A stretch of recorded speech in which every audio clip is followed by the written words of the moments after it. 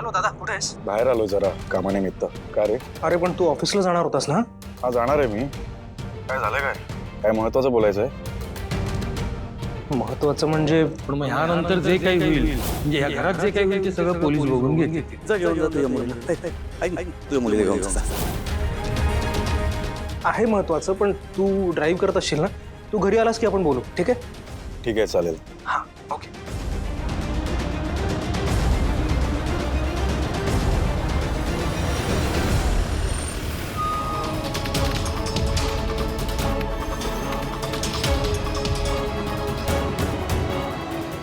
सारण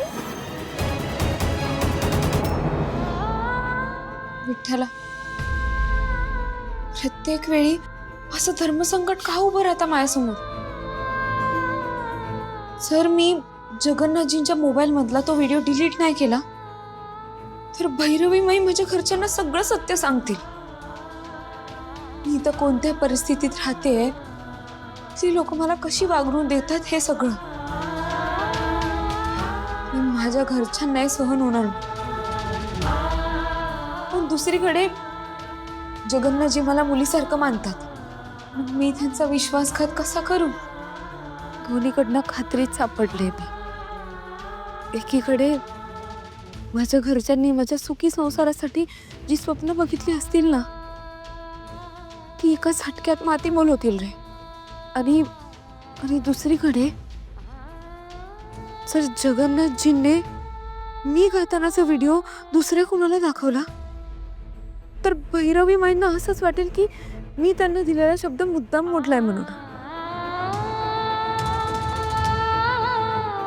आता तूच सांग मी काय करू?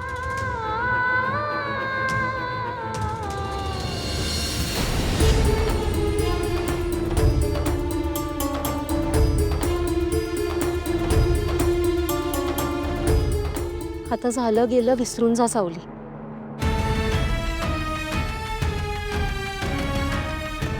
मी घडून गेलेल्या गोष्टींचा विचार करायचा नाही माहितीये मला, पण भविष्यात काय घडणार आहे ह्याची काळजी वाटतेच ना.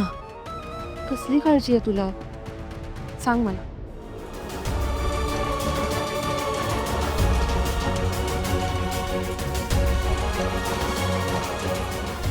मला एक सांगा ना, जर तुम्हाला तुमच्या सासरच्यांच्या विरोधात जाऊन तुमच्या माहेरच्यांसाठी काहीतरी करण्याची वेळ आली तेव्हा तुम्ही काय कराल?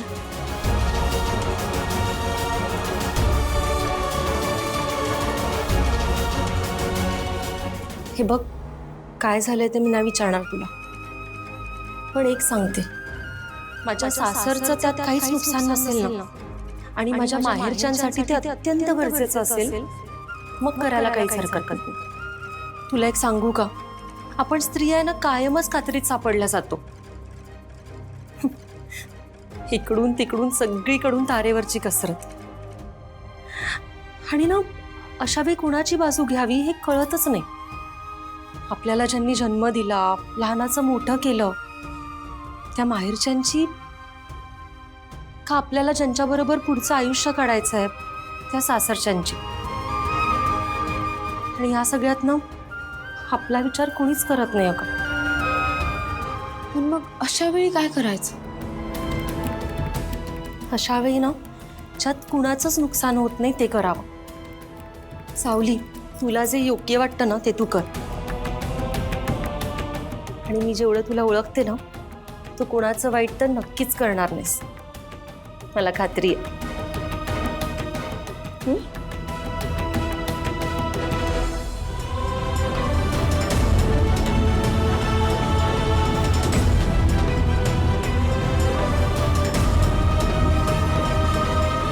माझा नंबर नक्की ट्रेस नाही होणार ना? मॅडम, तुम्ही त्याची चिंता करूच नका. सगळं आपल्या प्लॅननुसारच होईल.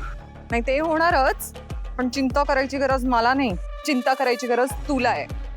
जर माझं नाव या सगळ्यात आलं, माझा नंबर ट्रेस झाला, तर मी काय करेन याची कल्पना सुद्धा नाही करू शकत. चल आता कामाला लाग.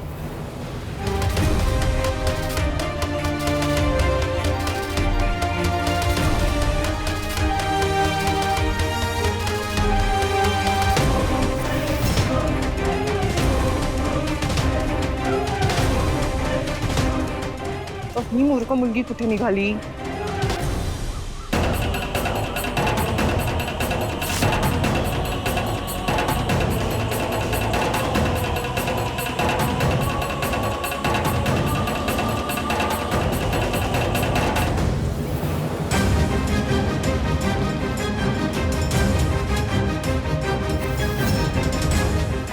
ही नक्की कुठे चाललीये हे बघायलाच हवं.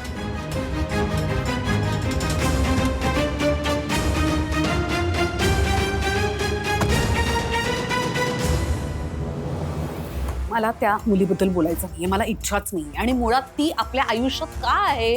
तिलोत्तमा, आता पुन्हा पुन्हा तेच बोलून काय होणार आहे?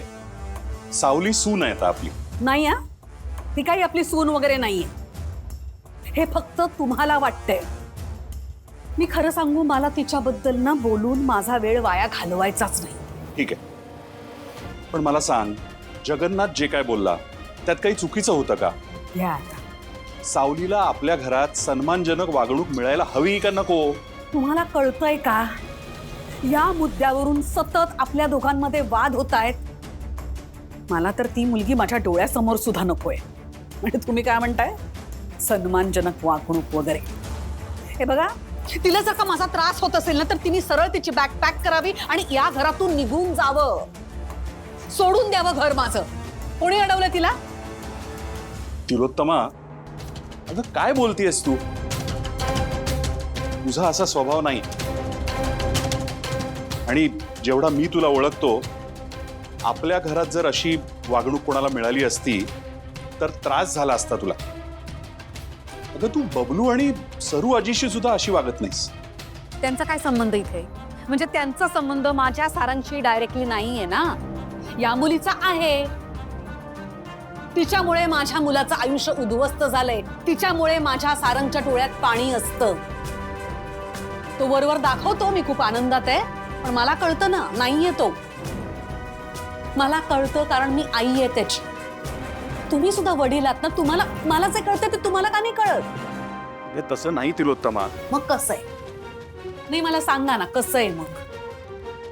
मला कधी कधी काय वाटतं माहितीये, आपल्या पोटच्या पोरापेक्षा ती परकी मुलगी तुम्हाला जास्त प्रिय आहे. काय एवढा पुळका आहे तिचा तुम्हाला? तिने एवढी काय जादू केली तुमच्यावर? आज मी तिला जाब विचारणार. जे काही खरं खोटं असेल ना, ते समोरासमोर होऊन जाऊन दे. तिलोत्तमा, तिलोत्तमा,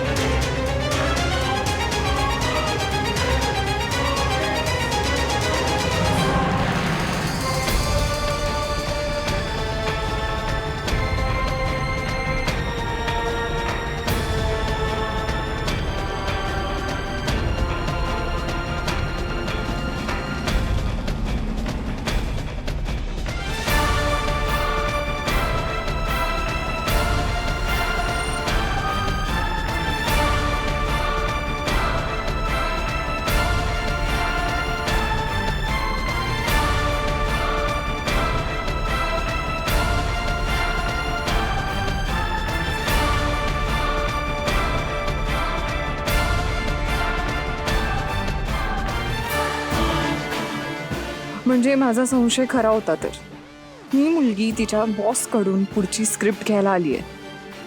हे सगळं सारंगच्या नजरेसमोर यायलाच हवं.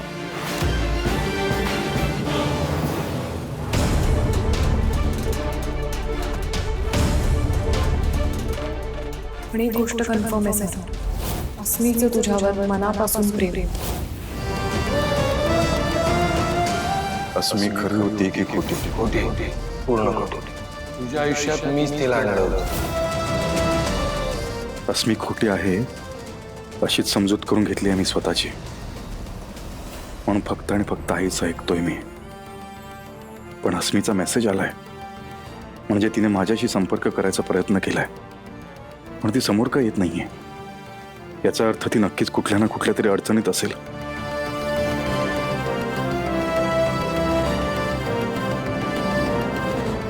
Excuse me. हा? अस्मी प्रधान इथेच राहतात ना? नाही. नाही, मागे तर मी त्यांना इथेच भेटलो होतो. हो म्हणजे ती राहत होती इथे, पण आता नाही राहत. म्हणजे आम्ही 4-5 जण एकत्र राहायचो, पण बरेच दिवस झाले ते नाही राहतात इथे. ठीक आहे, थँक्यू.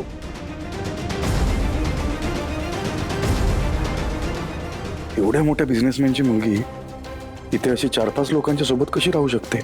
शक्यच नाही.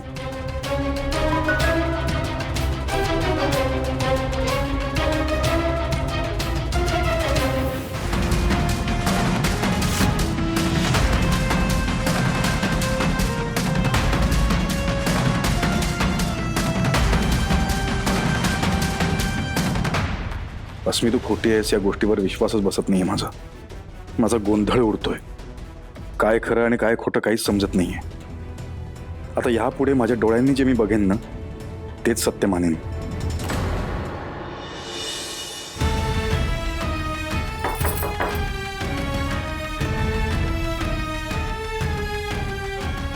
सावली,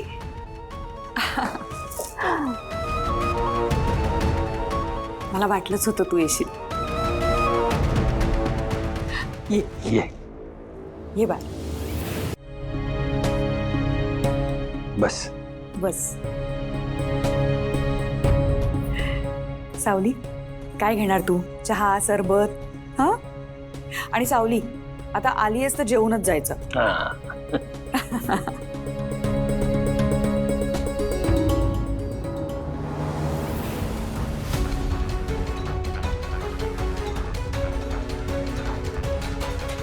काय झालंय सावली? म्हणजे सांगू शकतेस का? जन्मदाता नसलो तरी बापच समज. माझ्या बरोबर असं का वागलात तुम्ही?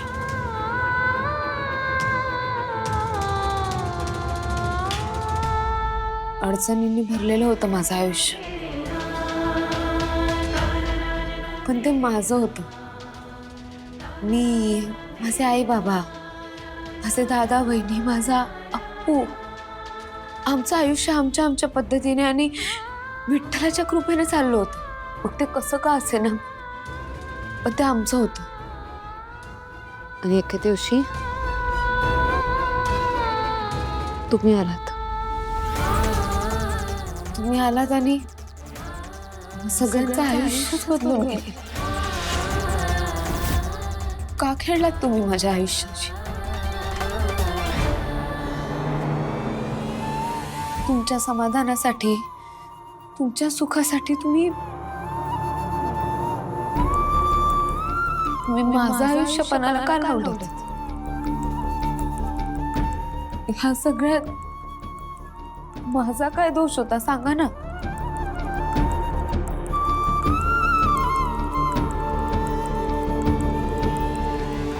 अरे मी काय उत्तर देऊ याच्यावर? माझ्या पोटच्या लेकीचा जळून कोळसा होताना बघितलं होतं मी. त्यावेळी ज्या काही वेदना झाल्या त्यामुळे सुडाने पेटून उठलं होतं. ते वेदना थोड्या शांत झाल्या इतकंच. तुमच्या वेदना शांत झाल्या, पण माझं संपूर्ण आयुष्य वेदनांनी भरून टाकलं तुम्ही. मी लहानपणापासून ऐकत आले, गरिबाच्या आयुष्याशी खेळणं सोपं असतं सगळ्यांसाठी. मी जगलो काय, मेलो काय, कुणाला काहीच फरक पडत नाही. आणि खरं सांगू, मी तुमच्यावर स्वतःपेक्षा जास्त विश्वास ठेवला होता. आणि तुम्ही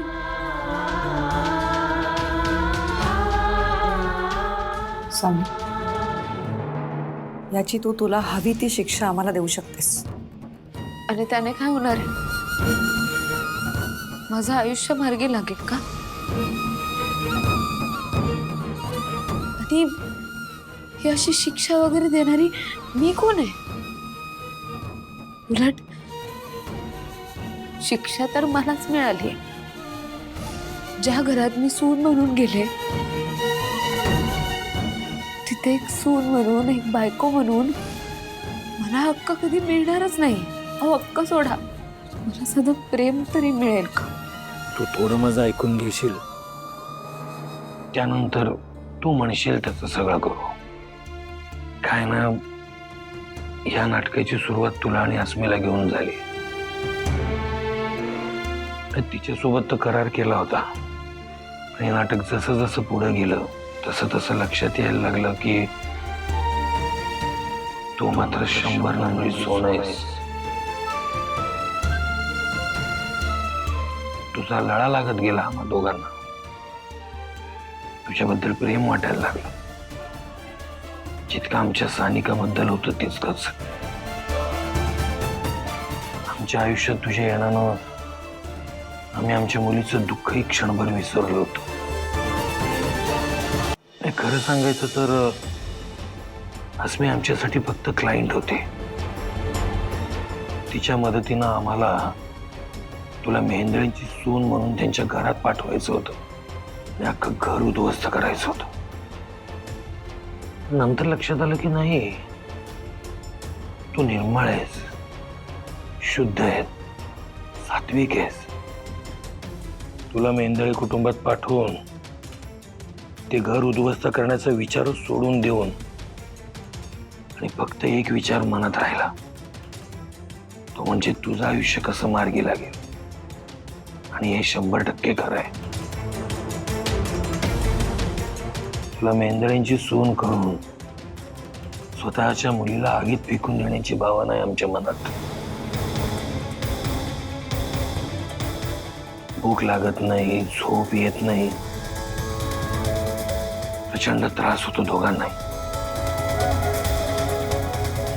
खरं सांगू का सावली, मी दोघंही जिंकलो नाही होत, सपशेल हारलो होतो.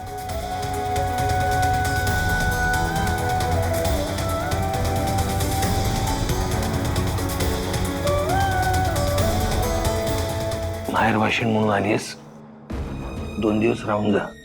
राहायला नाही आले मी, निघणार आहे मी लवकरच.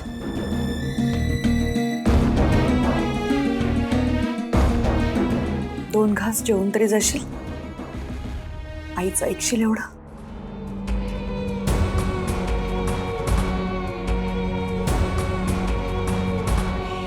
आलीच.